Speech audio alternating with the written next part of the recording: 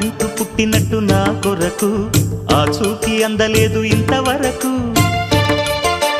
వచ్చింది గాని ఈడు ఒంటి వరకు వేధించలేదు నన్ను జంట కొరకు చూశాక ఒక్కసారి ఇంత వెలుగు నా వంక రాను అంది కంటి కునుకు ఈ అల్లరి గారడి నీ లీల అనుకోనా నీ పేరు ప్రేమ అవునా ఇవాళే నిన్ను పోల్చుకుందా